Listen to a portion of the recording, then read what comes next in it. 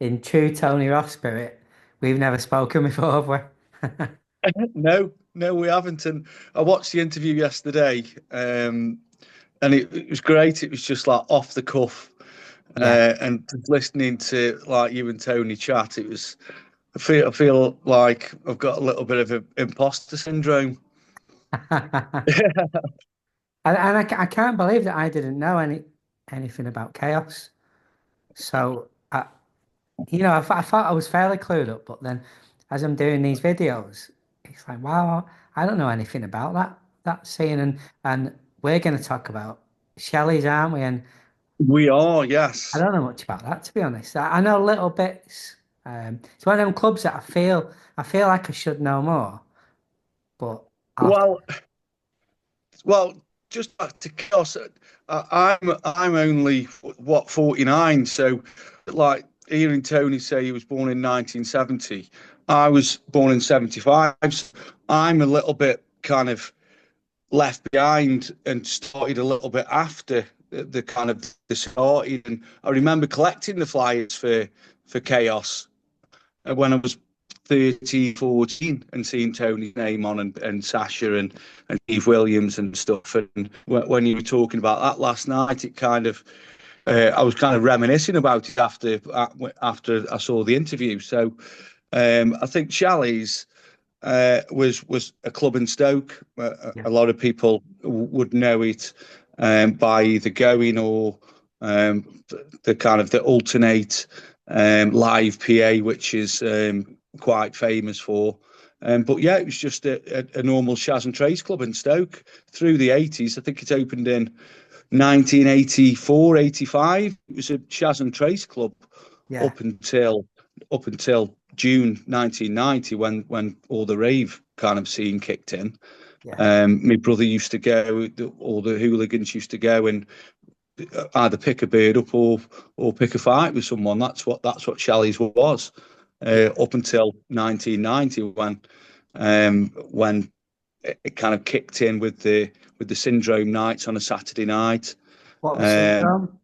Syndrome was the Saturday night. So there was some guys from Birmingham, Martin Red, um, and that was a Saturday night which started. I think it was June or July 1990. Went on for probably about 6 months. Yeah.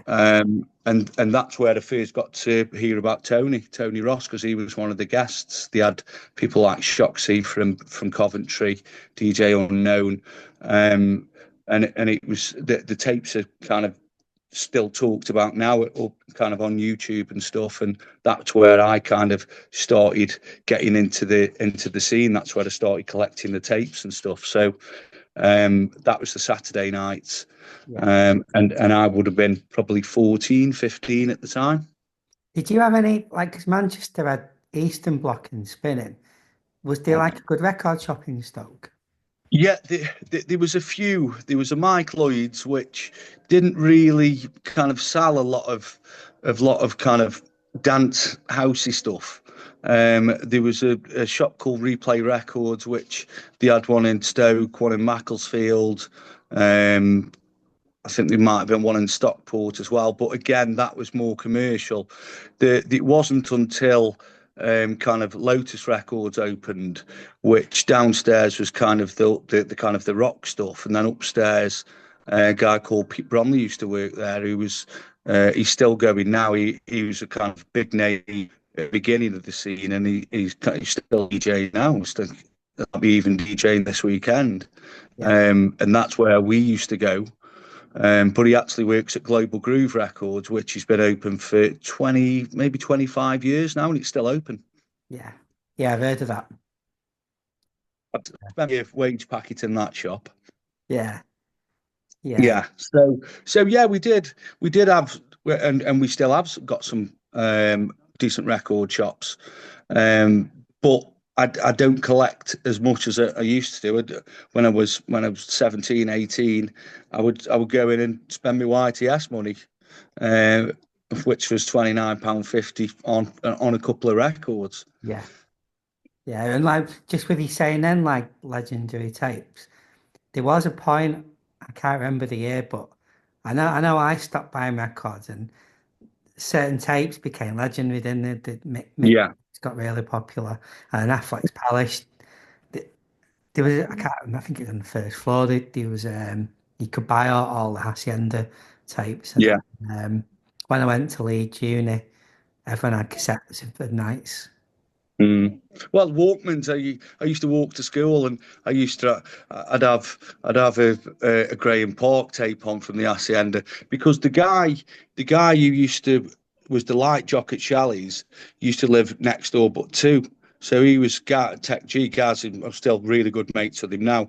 He was the light jock at Shelleys, so he used to sell me the tapes. So if Sasha was playing at Shelleys or Tony Ross or Shoxy, he would record the night, record the tapes, give them to the guy at K. Actually, there was Chaos Records in Stoke as well, which was one of the first shops that I started buying from, which Daz Willett used to run. And he used to sell the tapes or give the tapes to Chaos, and I'd have a Sasha tape from the night before. Yeah, I'd buy it for like £5 from him. yeah. Um, and he's the guy who's responsible for me to getting into the scene and putting the Shelleys reunion events on. So it's all his fault. Was it Sasha that kickstarted it? Like, I'm just curious how it blew up. Like, was it Well, already getting a name, Shelley's, or was it what? Well, Sasha? from the Saturday nights, it was the Syndrome guys who kind of started the Saturday nights. There wasn't a Friday night as such. There was a night up the road called Introspective, which is probably 100, 200 yards away from Shelleys. And the Introspective guys started in 89, 90, and they were doing a Friday night. And then when people couldn't get into there, there was kind of an overspill, and they had nowhere to go. So I think it's Sasha's manager, Gary McLaren, who started the Friday nights at Shelleys, and that would have been probably late on, probably October, November in 1990.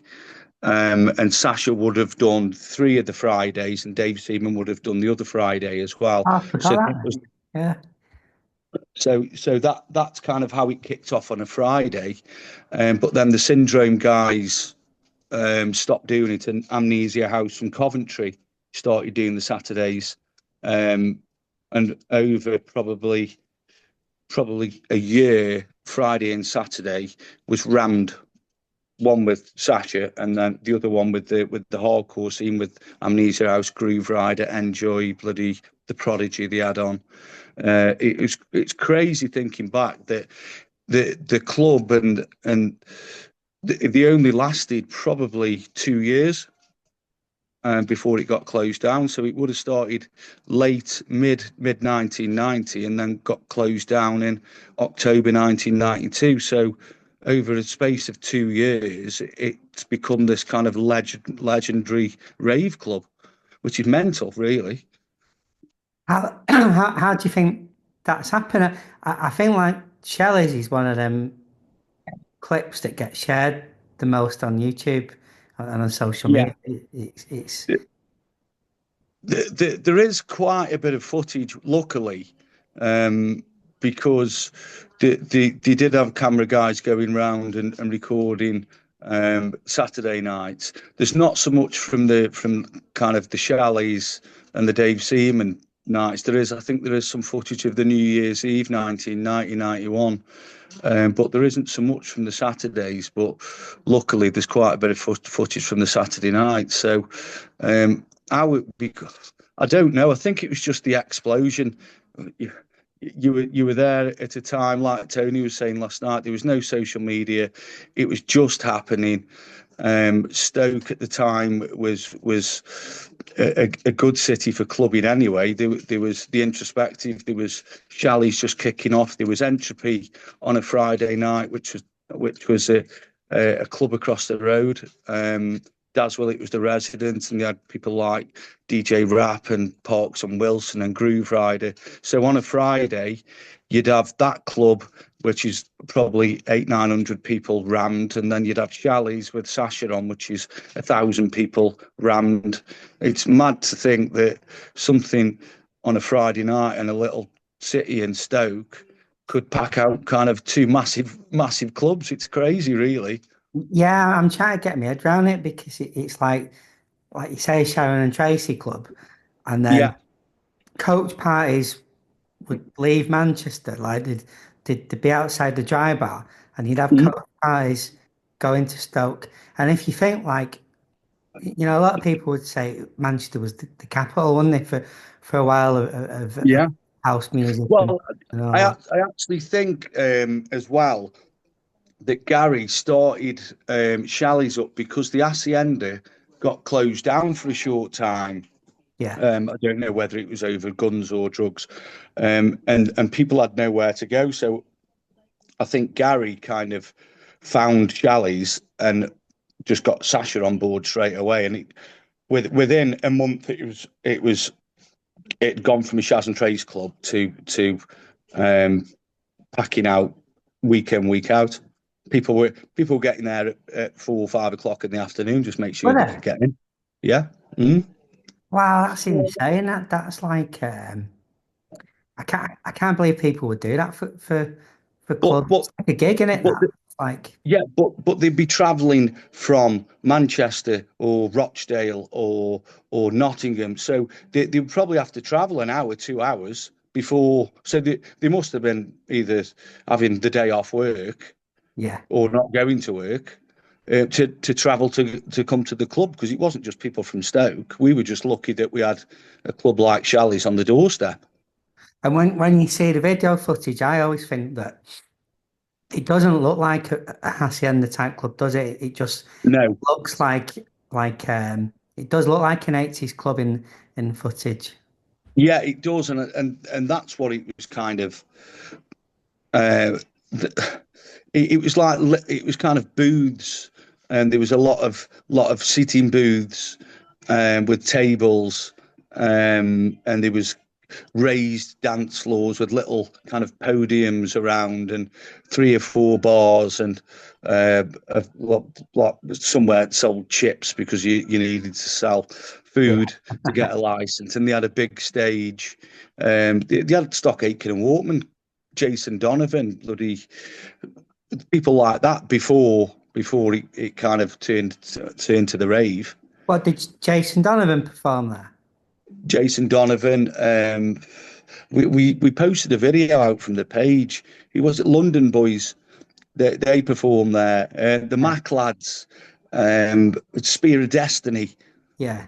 people like that would kind of go, Yeah. would be touring there, and then all of a sudden, within a space of a year, then it kind of changed to the rave scene.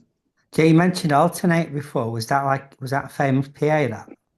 Yeah, well, Alternate had played a few times at Shelleys on a Saturday night for Amnesia House, but they were promoting the new track, which was Activate, and what they thought they'd do was, and I've got a good story about this actually.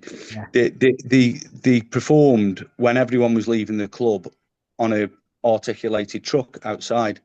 So as everyone was leaving the club and going onto the car park, they kind of dropped this canopy and they just started playing their new track before the old bill turned up. So they had about Wow. 5 or 10 minutes, Yeah. and they recorded it. They had a guy called Dominic Green from Radio Stoke, who was kind of talking in the background, saying people are leaving Shelleys, people are dancing on top of cars, they're going mad. And I was only 15 at the time because my mate Gazzy, who was the light jockey we spoke about, would take me so I could get in through the back door. But my mum was quite strict, so she'd say, "Well, you can go, but you need to be in for 12 o'clock." Yeah. So I remember leaving that night, and I left to get a taxi 5 to 12 something, and I could hear this generator going and seen this big lorry, and didn't think anything of it. And then my friend Neil phoned me the day after to say, "Fucking alternate, we're playing on a fucking lorry last night, and you missed it." And it's actually recorded. They've got a live recording on the flip side of the 12-inch of Activate, Yeah. of the full recording of Dominic Green kind of talking about what's happening outside of the club and the police turning up, interview with Alternate. It's just kind of one of those talked about legendary things that happened at Shelleys, which in 1991 is still talked about now. It's crazy. I've spoke to Mark from Alternate about it a few times. It's just one of those things that happened in the rave scene. Yeah. Wow, I had got a shiver then. I remember that track. I'm gonna have to dig out the album. But yeah, but like the Prodigy played there. I saw them a few times. N-Joi, bloody K-Klass, and it was only the thing is, it was only a space of probably 2 years.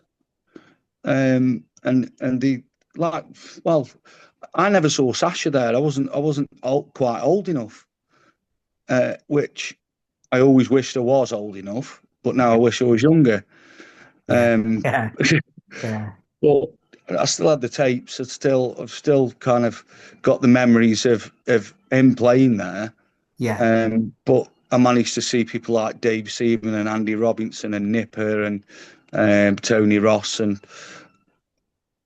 there was so many DJs who played there. It was incredible. And it was an incredible club. I can still smell the kind of the dewberry they used to kind of squirt round when you walked into the club. You can kind of, I can still smell it now. It was a great little place. Yeah. Wow. Why did it close? Because of drugs. Yeah. There was something on. Can you remember?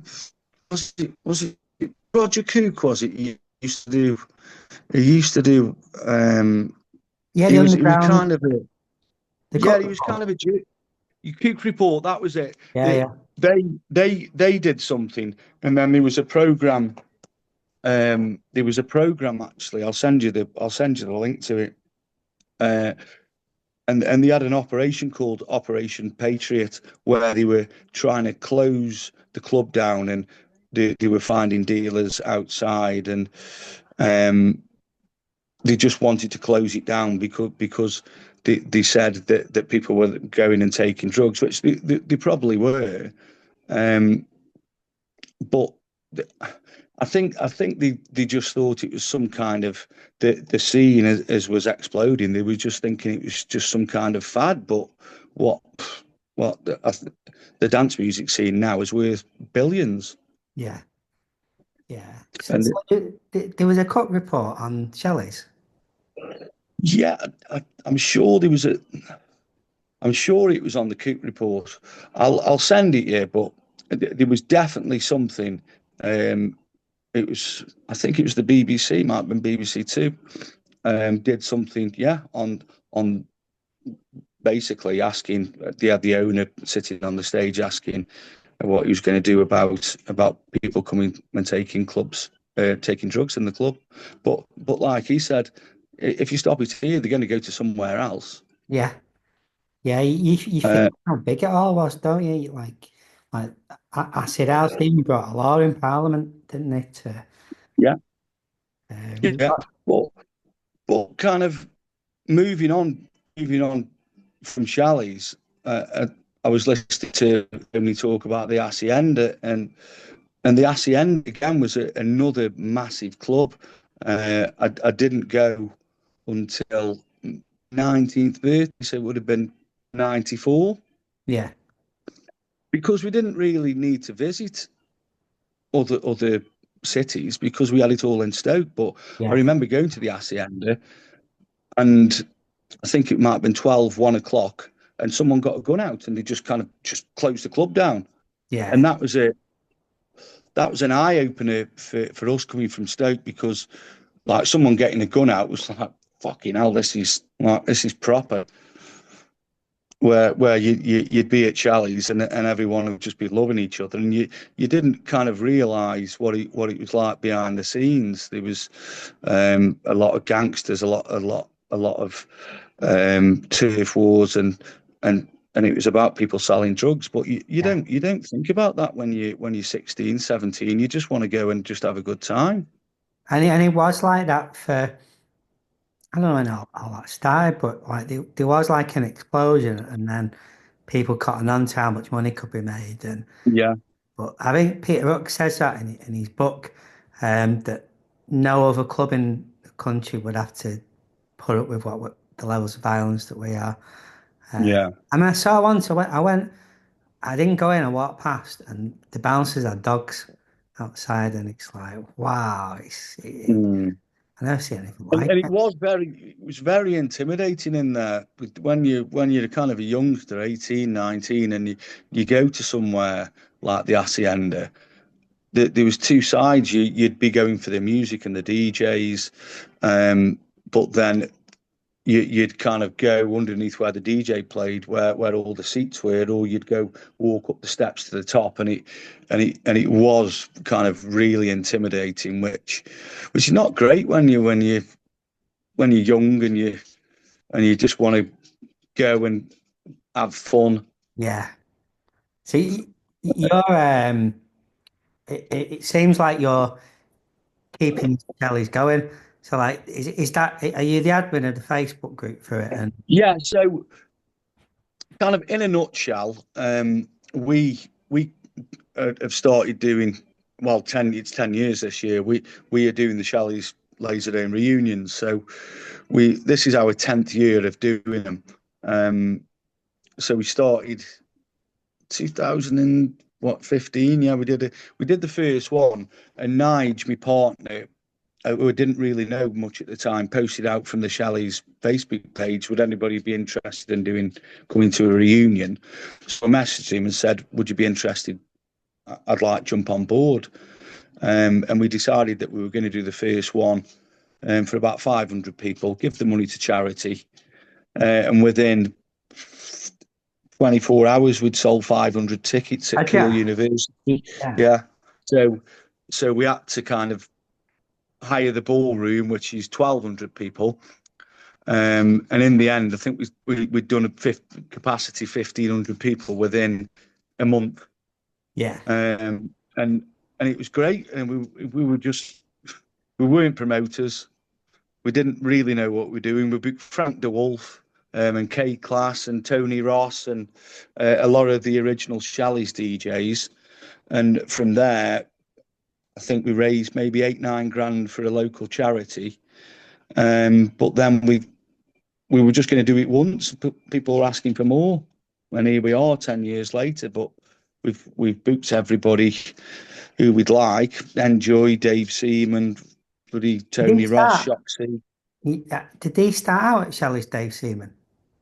He started working for Mixmag and Yeah, DMC. So he started working for DMC and then for Mixmag. And Gary McLaren, who was from Manchester, was his photographer. So he asked Dave to come and DJ at Shelleys on the night that Sasha wasn't playing.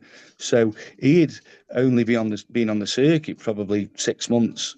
I listened to an interview of him last week where he was talking about, he said, I couldn't really mix when I was playing at Shelleys. I was learning the craft while I was there.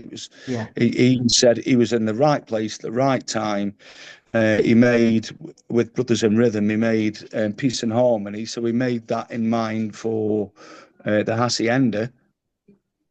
So he took that to the Hacienda and kind of give it to Graham and Mike Pickering to play.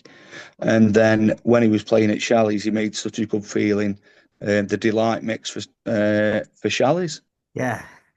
I forgot And about that and track. kind of, yeah, and just kind of what position to be in. He won a competition for DMC and put his kind of put his I think it was like a hat from like the Marble Lights girls. So he kind of put his name and then won a weekend in New York on behalf of the MC, and they offered him a job.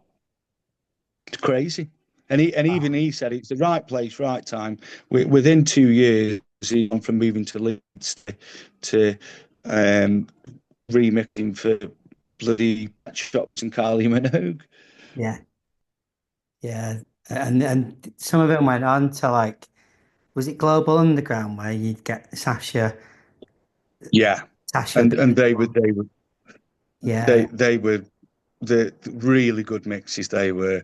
yeah, And Sasha is my favourite DJ. I don't follow him as much now as I used to, but those global underground mixes, Ibiza and San Francisco, is just fucking next level.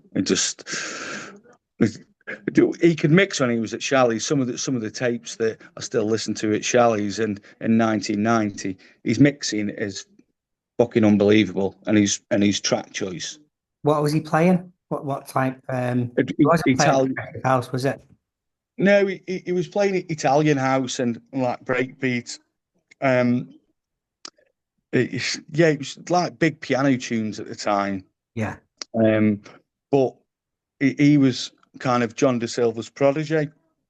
John, well, legend goes, John was living in an apartment and Sasha was there, and he kind of took Sasha under his wing, yeah, and kind of learned him how to kind of warm up and stuff. And John is a fucking fantastic DJ. Um, and I was lucky enough to go and see when Sasha played at the Warehouse Project, and he asked John to go and warm up for him. And that was it was a nice little treat. yeah, yeah, and it's good. I think it's amazing how like Shelley's. I didn't realize it was only 2 years. It's just incredible that it's still talked about now. And the Hacienda nights are still Yeah, strong, aren't they, with the Warehouse yeah. Project? Well, we've actually got one in November. We do an event each November now, and which we have done since COVID. We only do one a year. 1,500 people. Last year we had the FBI project on, who were absolutely fantastic. This year we've got bloody Shades of Rhythm, Dream Frequency, Alternate, John De Silva, Trevor Fung, Sudi Raval from Together Hardcore Uproar. Yeah, yeah, And we've kind of tried to, well, we've had to kind of step the game up this time because people want more, but we only charge 17 quid a ticket. It's we aren't charging 20, 30, 40 quid for a ticket. We try and keep the prices low because we get people coming from Australia and bloody everywhere, yeah. all over the country. So people, would you think, would that be people who have grown up in Stoke, or they've just heard about the legend, the Shelleys, and they've Well, no, it's people who used to come to Shelleys. They come from Liverpool, they come from Wigan, they come from all across the country because they used to come to Shelleys. But some even bring the kids now. yeah, So it's nice seeing the youngsters there, and we do get a bit of flack really. But like, why don't you make it over 25? Why don't you make it over 30s? We don't want these young kids there. But these young kids were brought up on the music. yeah, And why shouldn't they come and try and experience a little part of what we did? Because they haven't got it now. That many bloody clubs and pubs closing down. They've got nothing to do. So yeah, we welcome these youngsters coming. I think it's quite refreshing. me and my mate laugh sometimes when we say like, because I'm 54 now, and we say like when we end up in a care home, like it's going to be house music going to be playing to us.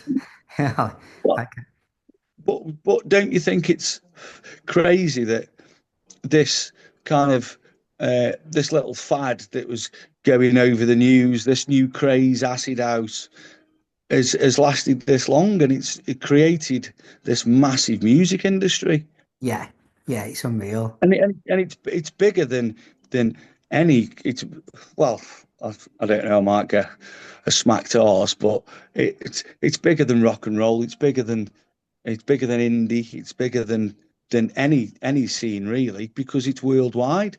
Yeah, and it I've said this in a couple of videos recently, that you were either into indie or you were into dance music. Mhm. And I did Yeah, a video. I'll give a shout out with Kate, who did the Roadhouse, and there was a night in Manchester called Electric Chair, and I yeah, asked her what was the music, and she had to think for a split second, and she had to think because it had just all merged. It wasn't indie or mm, dance. It was like, some of the big indie tracks were remixed, and Primal yeah. Scream. They were like they were like indie dance, weren't they? Well, it's still going, is it? The electric chair. I don't think so. Was it? Is it like the Unabombers? Was it Luke Una? Yeah, Was it who used to run that? yeah, I think he did. Well, he's doing well now, isn't he? He's massive now. yeah, Yeah, yeah. what a guy he is. What a guy. But yeah, I think the electric chair still might do something each year, or they might do something every couple of years, just something at hidden. I think they do. Yeah, but they are kind of proper crossover, aren't they, between the indie and the kind of the acid house dance scene. I've got some photographs here. Um, I'm going to add this to a video. So Kate sent me some stuff from the Roadhouse, and I don't know if you can see this. Kind of. Um, Yeah. Are you the one in the middle? no, no, it's not me. It's Luke Unabomber. Oh, wait, on the left. Electric. It's you, Luke, Yeah, and yeah. Tim. Um, I could just add it to the video after, couldn't I? It's lost a bit of weight now, the lad has, hasn't he? Yeah, yeah, yeah. So I think I always lose track of the time, and I say this every single video, but I always try and end with like, give us a track that. So for you, it's going to be obvious, like a track that takes you back to Shelley's. I There's think, there's a there is a few, yeah, and there is a few. One that stands out is the Brothers and Rhythm remix of OMD Souvenir, yeah, which Sasha played on one of the tapes, and I was only 15, 16 at the time, and no one could get it, and some guy offered it me for 50 quid, and at the time that was like a couple of weeks' wages for me, um, which I bought obviously. God, there's so many. Unfinished Sympathy, Massive Attack, Brothers and Rhythm, yeah, such a good feeling. K-Klass, Rhythm is a Mystery. But yeah, there's so much. You could even go to the Saturday nights, which was a lot of hardcore. yeah, Um, when kind of jungle and drum and bass kind of kicking in. yeah, Um, Living in Darkness, Top Buzz. Um, N-Joi was a big track. There's loads and loads, but yeah. It's hard Tony to pick one, isn't it? touched on one. Tony touched on one. Arnold Jarvis take some time out, and when he said that yesterday, I was like, yeah, Yeah, yeah. yeah, When I listened to that interview yesterday, it's just again, I was a lot. I didn't discover that until probably 3 and 4 years after it come out, but that's one that sticks with me. So I'll just stop CC recording. Rogers as well. CC Rogers someday. That was another one. Yeah, yeah. So we can carry on the chat now. I'll just stop recording.